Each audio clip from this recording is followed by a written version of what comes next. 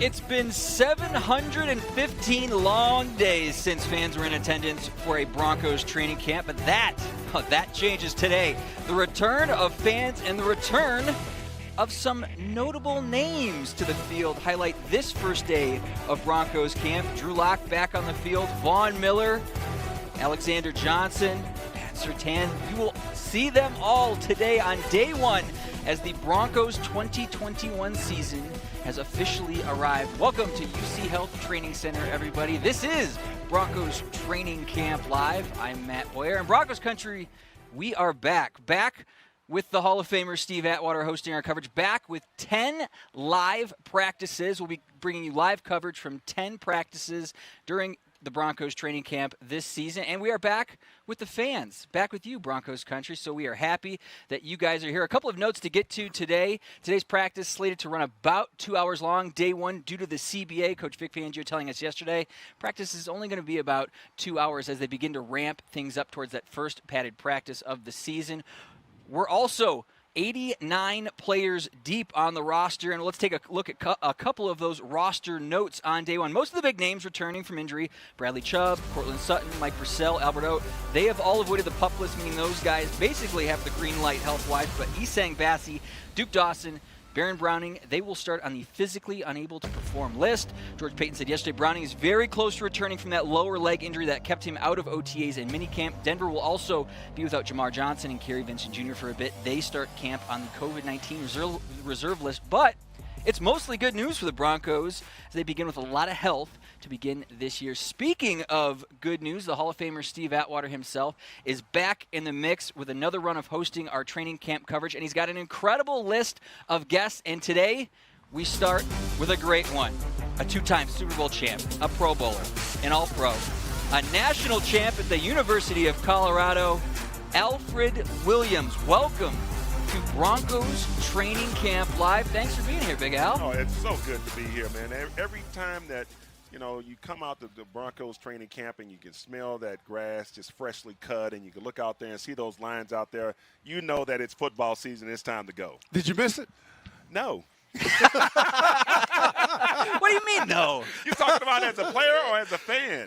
Both. Well, as a player, training camp was not my thing. It was. You're a game time player. I love the game, man. I can't put it in words how much being at the old Mile High Stadium meant to me, and having that track around the field and all of the people coming by and saying hello. It felt like I was there with my neighbors and my best friends from school, and it was just a magical time period. This out here, this is a grind.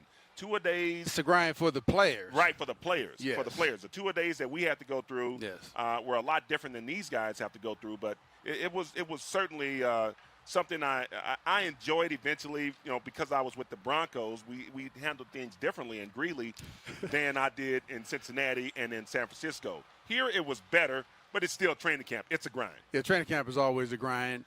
But after everything that, the world has gone through, the pandemic, the season. Fortunately, we made it through all the games last year, but still, there were a lot of injuries throughout the league, and, so much stuff happening last year.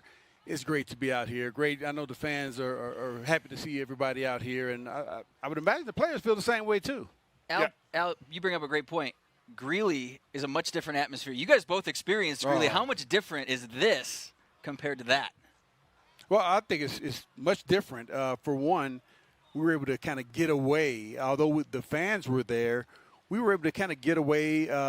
We didn't have any distractions with, mostly kind of family, because when you got to go home after practice and, you got to drive home, you got to, maybe make up your bed, wash dishes, all that stuff. We didn't have to do any of that stuff when we were up there at training camp. We got a chance to just focus on football and build our bonds as well. Yeah, I loved Greeley, actually. I mean, that was the best part of training camps that I enjoyed, because you got a chance to actually get removed, like Atwater said. You were removed from everyday processes of life. Yeah. When you are in training camp in Greeley, you're there with the fan base. You were there with on a college campus, during that time period, believe it or not, Matt, we were all cool with all the reporters. It was a handshake agreement about what you can and can't say. We had beers with those guys at bars. It was different. I mean, and it wasn't that long ago. It doesn't feel like it was that long ago, but it was a different kind of relationship with members of the media, with the fan base, and also the players were, happy to be there. How is the relationship with the players and the media, how has that changed over the years? Because it's quite different now, especially with COVID, since COVID has popped up and it's been with us for, over a year now. What is the relationship like with the fans and players? Well, I'll tell you what, as a member of the media, from, working at KOA, one of the things that I know that's different is the access. You can't really get in front of a guy to talk to him about what's really happening on the field, or that direct contact. It's just not there all the time like it used to be. And as a fan base, one of the things that made Greeley and coming here so special is that you get interaction and you get to walk right up to the players, and the players come over and visit the lines and sign autographs and all of those things. I don't know if those things are still available for the players because of COVID, and they have to stay safe. And we got 2 players right now already starting on the COVID list, which means that they're probably going to be away from the team for 10 days. Imagine if one of those guys is your starting quarterback, or one of the guys trying to become your starting quarterback. It changes everything. 10 days of practice is a long time in the NFL. Yeah. What do you get out of day one here, guys? I mean, we talked about practice is only going to be about 2 hours today. In these first couple of days, what are they trying to accomplish out there? Well, I would say trying to get the offenses, defenses, special teams, trying to get them down pat to where they understand all the calls. They're getting familiar with the players. A lot of guys haven't been here. The rookies, their first year in the system, first year, having fans out here, having a little bit extra pressure. So I think just getting everybody back used to playing football as a unit and playing together with these individual guys. And, one of the things that I love about the beginning of training camp in today's NFL is it's really conditioning. The start of training camp traditionally is, okay, you come out here one day, and in the morning, you run around, and then in the afternoon you go half pads. Then the next day you go pads. Well, in today's NFL, with the salaries and the protection of the players, the coaches are slow to go on hitting, and we've gone through a collective bargaining agreement that says that you don't get a chance to just bang like you used to, because these guys' career is really in the balance every time you have a physical practice. So conditioning, I think, early on is going to be big for the Denver Broncos. There's going to be a lot of big storylines to get to today on day one. We're going to start, actually, though, with the defensive line, the front 7. Each day during training camp, we're going to be taking a specific look at each position group. And today we start with the big guys up front. And we got to start talking to guys about Shelby Harris, the new contract, the leader of this group. Al, when you look at this lineup right here, these guys, what stands out to you?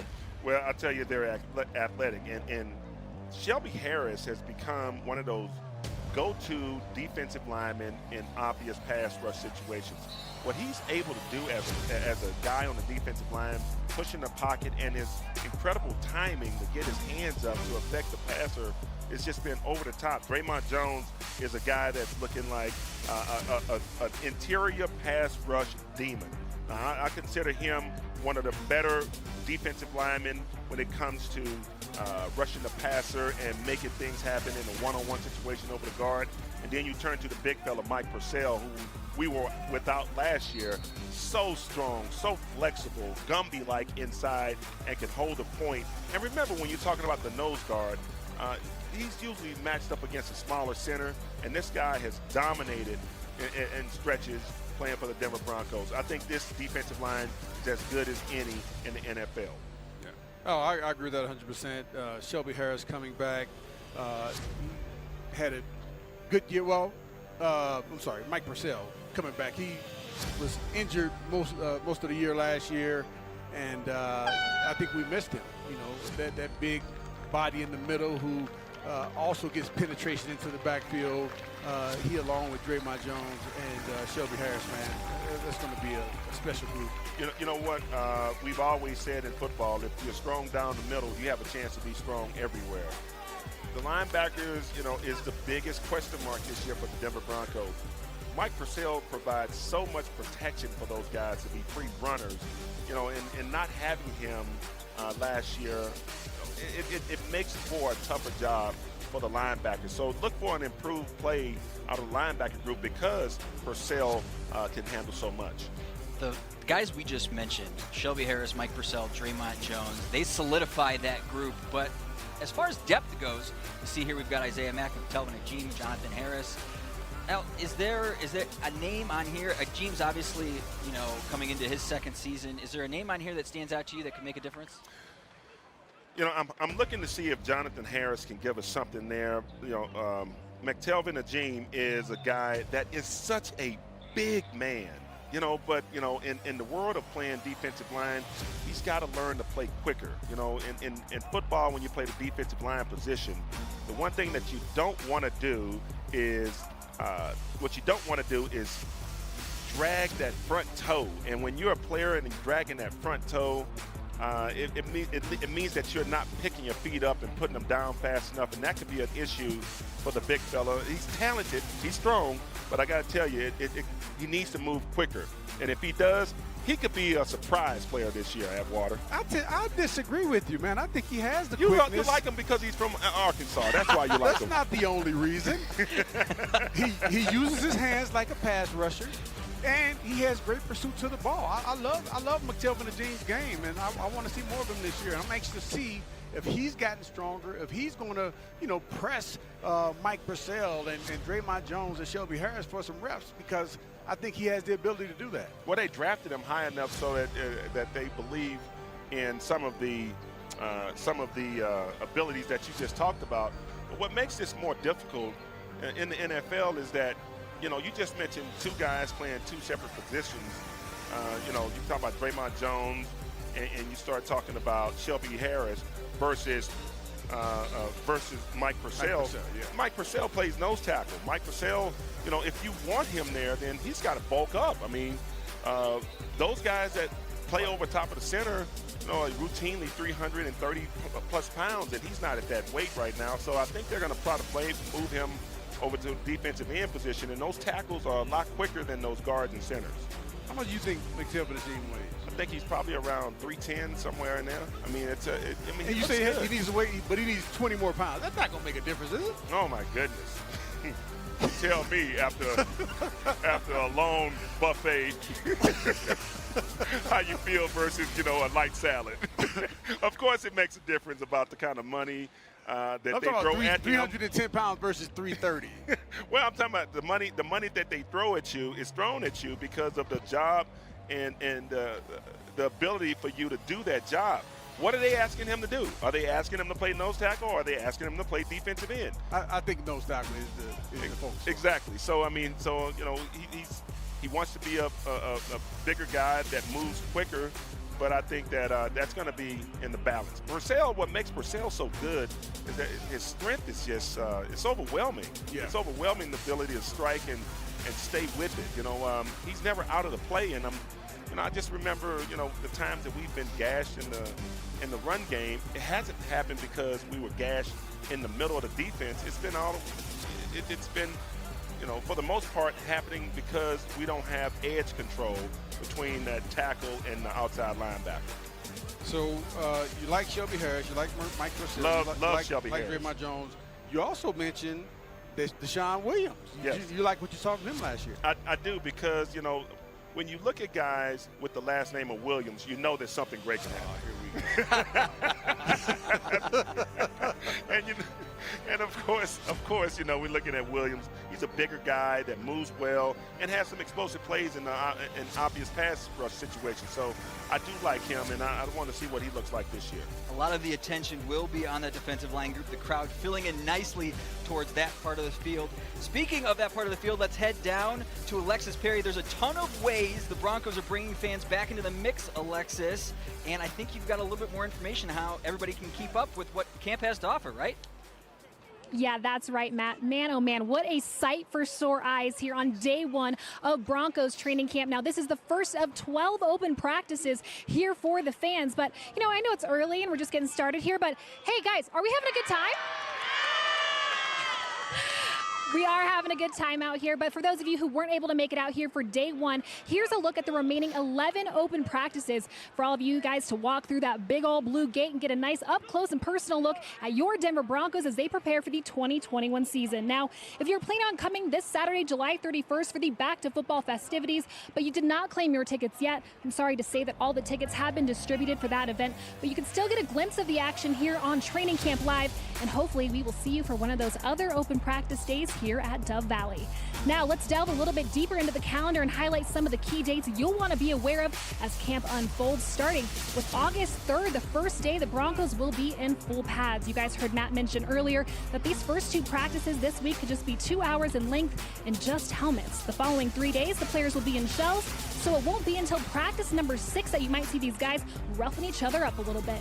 Now, if you were surprised to see no other open training camp practices the week leading up to the first preseason game in Minnesota, don't worry, your team will be putting in the work, but they'll be in the Twin Cities for joint practices with the Vikings, a great way to get an even better evaluation of where this team is at early in camp.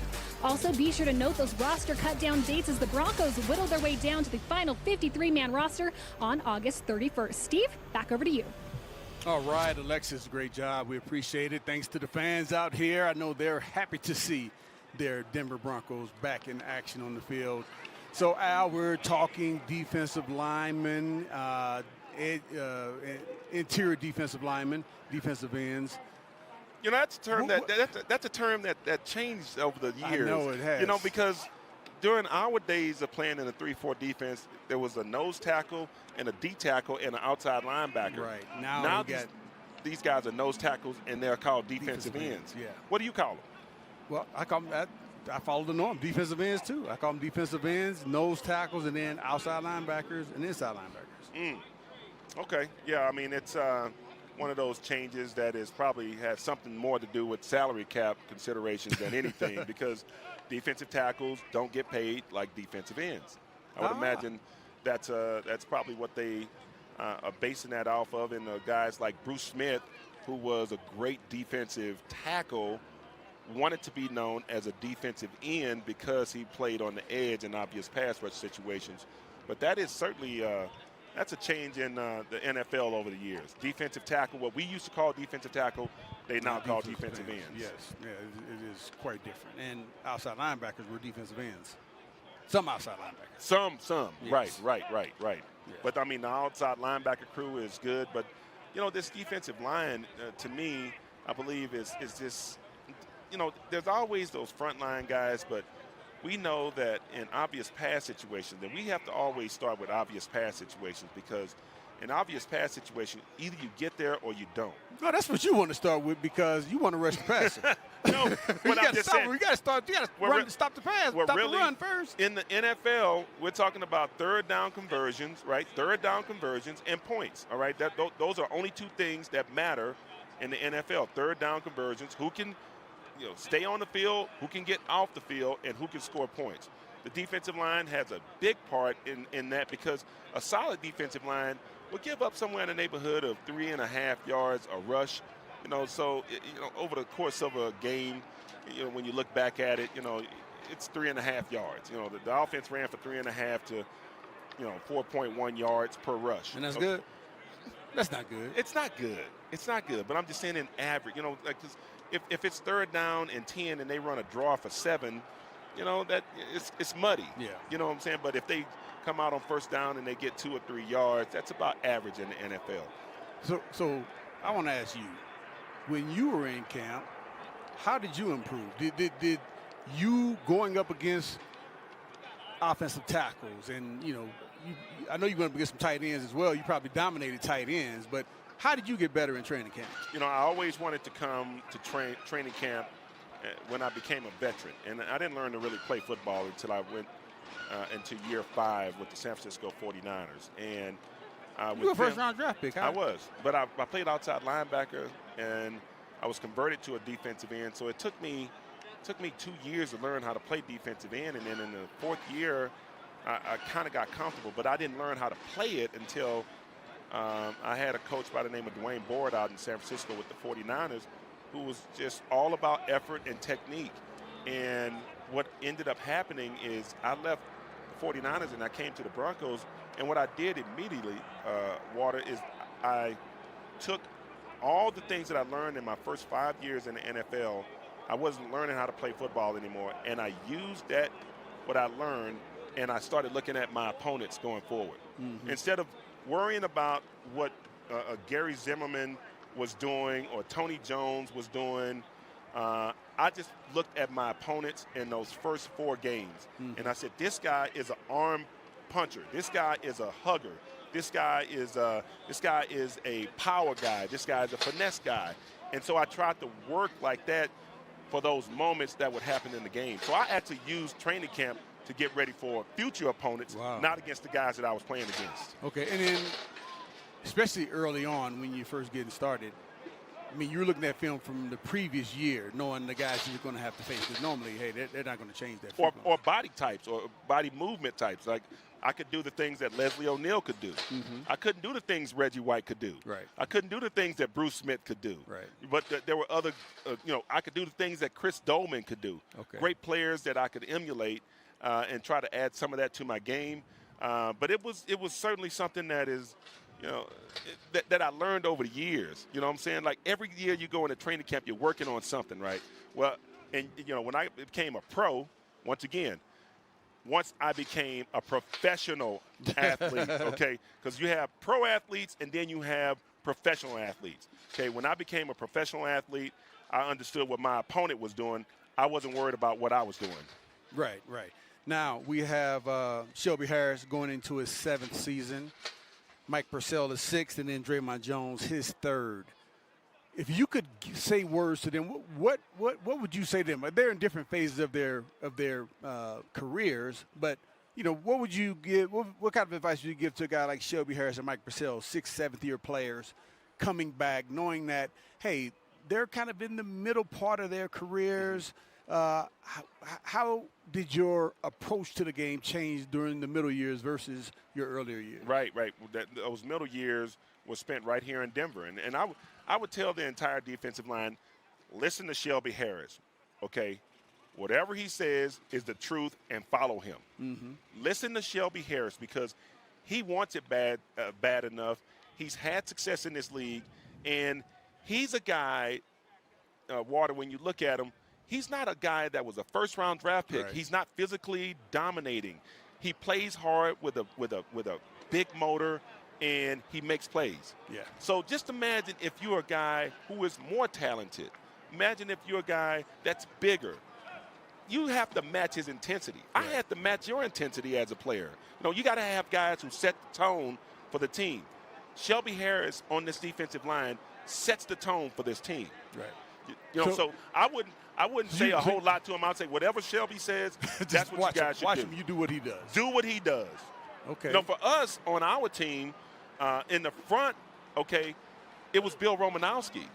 Bill Romanowski played I didn't say he was the most talented, okay, but he played so hard. You just had to match it because it looked so bad on film to have him run past you. And if he's running past you, that means that, and he's coming from a distance and he gets there before you, that just shows you that you're not playing at the right kind of intensity. Yeah. See on the screen, Ed Donatel. Love that guy. Old DB coach. We just talked last night, as a matter of fact. He called and we was talking about one of our former teammates and players, Tyrone Braxton, man. We chatted up about Chick. We're hoping we get a chance to see him soon here. I think Ed's done a great job with the DBs. He got a lot of talent back there to work with. Let's talk about that.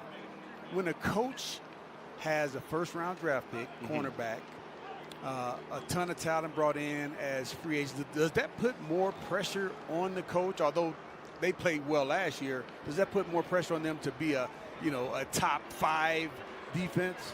I think or top five secondary? Well, I'll say it like this, okay? And this has been true since football has been played, and there are a lot of old defensive linemen out there. There's a lot of conversations about these great secondaries, whether it's the Legion of Boom or the no-fly zone, or whoever you want to throw out there. If you looked at all of those secondaries, I can guarantee you they had great defensive lines. Oh, yeah, absolutely. You know what I'm saying? So, you know, you hear about all the success. You know, hey, this guy, that guy. Hey, listen, man, those guys up front are making it happen. You talk about tip balls with quarterbacks not feeling comfortable, and then that's when good things happen for the secondary.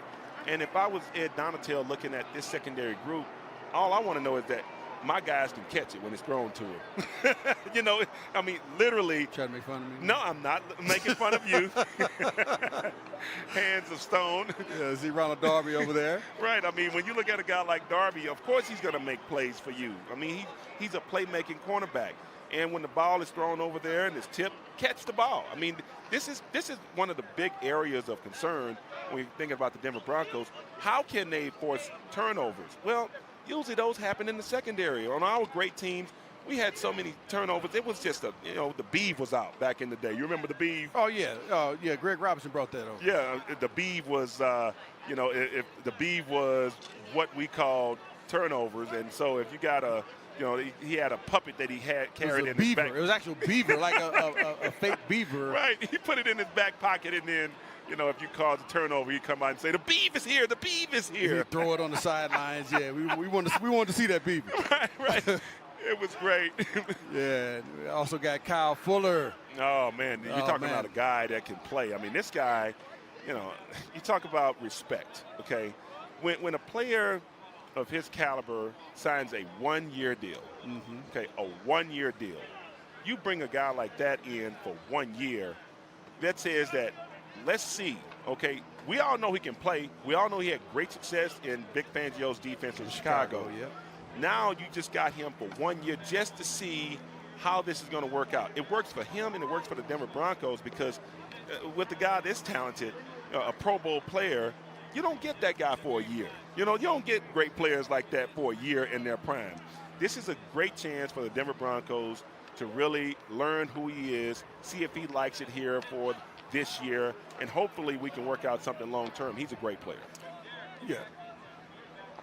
Oh, definitely happy to have Kareem Jackson back in the building. Once Justin Simmons got his deal, we were wondering what was going to happen with K-Jack, and it looked for a minute like he wouldn't be here. But fortunately, the players, they spoke up, and they went to George Payton and Coach Fangio and said, "Hey, Coach, we got to do something. We got to get K-Jack back." And they made it happen, and I'm so happy that he's back with the team. What do you think K-Jack brings to this defense? Toughness. I mean, he's an old-school Denver Broncos safety. I always talk about the lineage of the safety position here from Billy Thompson, to Mike Harden. Yeah. You start talking about Dennis Smith. Talk about yourself and Steve going into the Foley. hall. Yeah, Steve Foley. Yes. You start talking about all these Brian Dawkins and John Lynch going into the Hall of Fame. You start thinking about those safeties in our tradition and heritage around here with the Denver Broncos. That's a position that it's either you are that kind of guy or you aren't. And I'm so glad that he represents all that we are familiar with around here in Denver. And he's one of my favorite players. Yep. Same thing with Justin Simmons, man. Justin Simmons, super productive leader of that defense. He's a physical player as well, playmaker, and one of the highest paid safeties in the game, deservedly so. What is it about his game that makes him worth the money that he's getting paid and him being in the position that he is as the leader on this team? Well, one of the things that, just to continue on about Kareem Jackson, I think Kareem Jackson's play has inspired Justin Simmons, where he's been normally a ball hawk. This guy doesn't drop the ball. The best thing that you can say about a guy who is a free safety in your defense and is the deep guy is that he makes plays on the ball. But last year, dealing with Justin Simmons in particular, I saw this dude make a tackle for loss in the run game. Yes. Okay, listen, a guy who's playing a deep safety, the ball bounces out, that's a 1 or 2 yard game. With Justin Simmons, because I think of Kareem Jackson's influence, he's become a more physical player. So you match that up with his range and his ability to understand and put guys in the different positions that they need to be in as a quarterback of the defense. now we're talking about something special, and I think the Broncos saw that. And John Elway, when I talked to him off record in the past, he's just said this guy is the kind of guy we want to have all the time when we draft guys around here in Denver. He's the ultimate guy. You mentioned it. We've got defensive playmakers across the board for this Broncos 2021 team. And speaking of one of those playmakers, how about a 2020 Pro Bowler? Sidney Jones caught up with Bradley Chubb to talk about his return from offseason surgery and reuniting with Von Miller. Bradley, first day of training camp. How's it feel to be back? Are you ready? Yeah, I'm ready. I'm ready to go. Good to be back. Good to see the guys all together and stuff like that. And I know we're going to work towards this championship, and it starts today, so we're excited. Yeah, how's the ankle feeling? Ankle's feeling real good. Did a lot of rehab on it this past couple of months leading up to this, so I'm ready to go and excited for the opportunity. What are your expectations for yourself, during training camp, but also for the season too? During training camp, I just want to get better each day, improve day by day on something I set my mind to. And throughout the entire season, I just want to help this team get as many wins as we can. And that's going to lead to a Super Bowl. That's going to lead to winning the West, and that's been our main goal, so I just want to help contribute to that. Yeah, fourth training camp for you. Does your mindset change at all heading into year 4? No, it doesn't change. The goal is the same. You know what I'm saying? I want to be out there, like I said, be the best I can be for this team, and it starts today. Well, you and Von have only played 4 games together since the end of the 2018 season. What can fans expect from you guys back together? Explosiveness, man. We're going to do everything we can to get after the quarterback and to wreak havoc in the backfield, and that's going to be our main thing. And I feel like that's going to lead to the wins as well. So just throughout this whole practice, we're going to be, you know what I'm saying, playing with each other, doing what we got to do, and I'm excited for it. Bradley, appreciate your time. Thanks so much. Matt, back to you. Thanks so much, Sidney. Despite not having Von Miller last season, the Broncos still not too shabby when it came to getting after the passer. Top 10 in sacks, top 5 in passing touchdowns given up. Al, why were they so effective even after losing a premier pass rusher like Von? I think that you have to look at the techniques and the understanding from the secondary. I mean, there are a lot of things that happen in defense that are not scheduled, okay? And one of them is, the ability, like we talked about earlier, to disrupt the passer by knocking the ball down. And Vic Fangio's defense in the red zone, it's an amoeba defense. It's not a man-to-man. At least it wasn't last year. It wasn't a man-to-man presence, and everybody understood their role much better in the second half of the season than they did in the first half.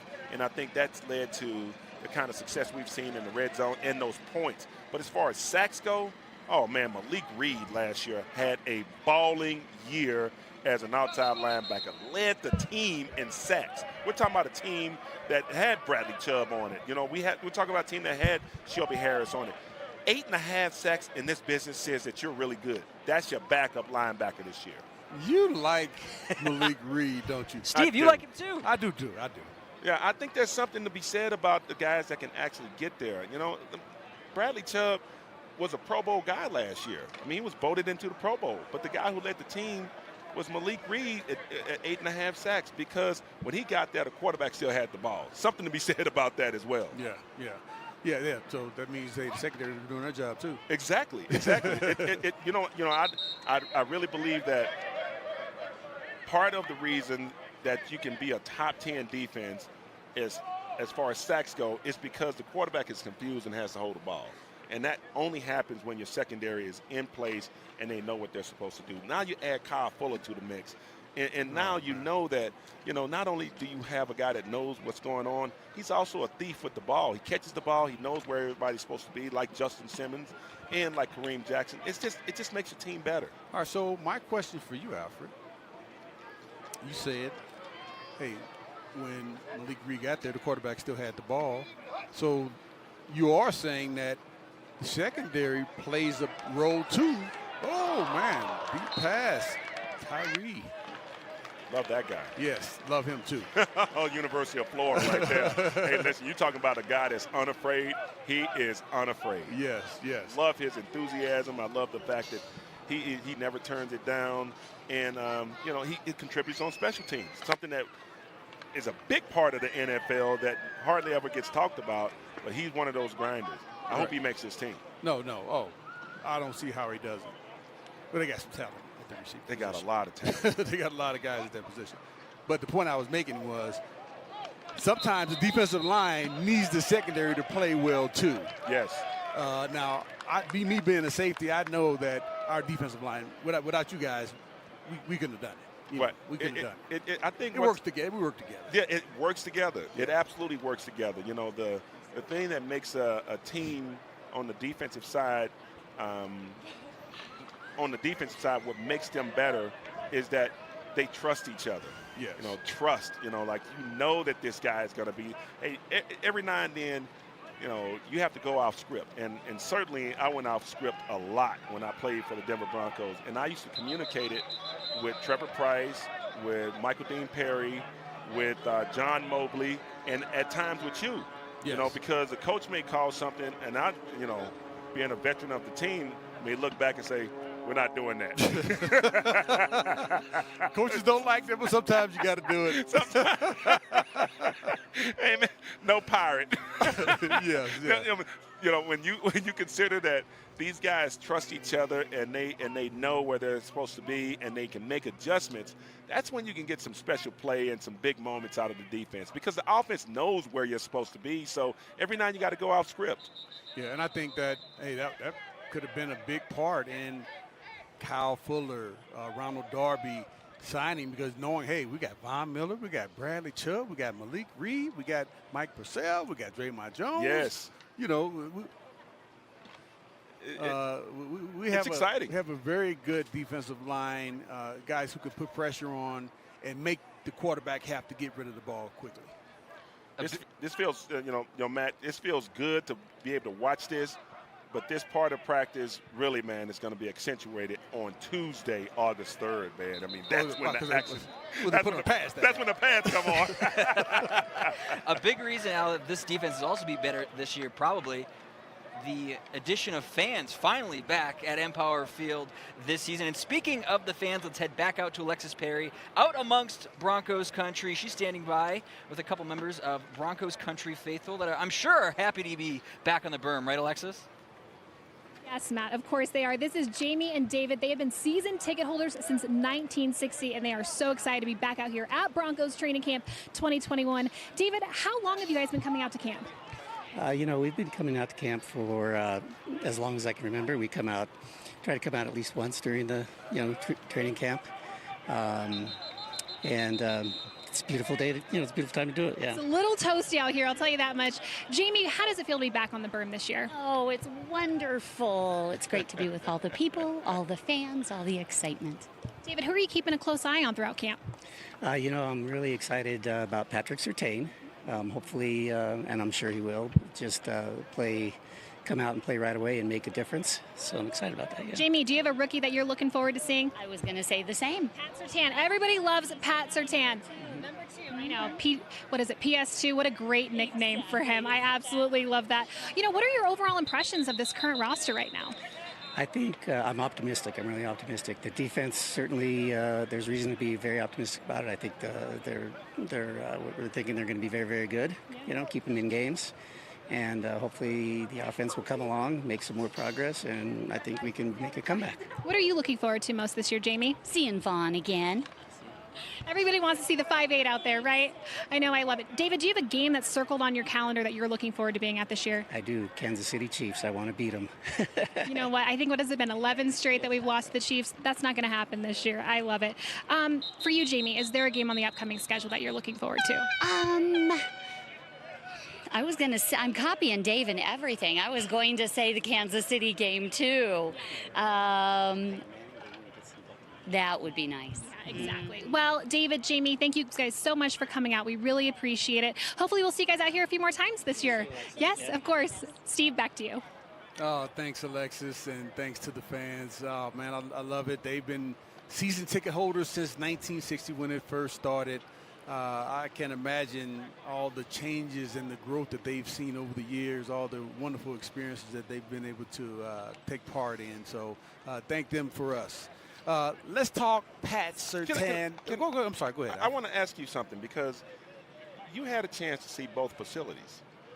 I mean, the one that was here, the one that's here now, but also wasn't it on like 58th? Yes, man. Yes. So, you gotta go up there sometime. Oh my goodness, what was it like in that old facility versus coming down here? I mean, you must have lived closer to 58, right, when the Broncos had the facilities over there. Well, I think when we first got there, we stayed in a hotel. You know, when you're rookie, you stay in a hotel until you make the team. Once we were on the team, I rented a place that was down in Denver, or southeast Denver. Right. But still, it was a nice drive up there to get up there. But it wasn't too bad. Traffic wasn't as bad as it is now. and then of course, when this new facility was built, I got a chance to come down and visit before my draft. And I just thought, man, this was state of the art in 1990. It was beautiful. Oh, unbelievable. And all this area where we are now, there was just pine trees up here. Right. And this hill wasn't this high either. You remember some of the jokes and pranks? Man, one of the big pranks in training camp back in the day, the guys, that were not doing the things that they were supposed to do, that were young, you'd come up here right where these fans are sitting. You look up there and a guy's not doing what he's supposed to do. His car would be running and his lights would be on. That would be over there. It would be over there. Right. And guys are seeing their cars running. Great catch by Jerry Jeudy. Right. Nice Looking thing. forward for a big year from him. And we had some fun. We absolutely had some fun. But you've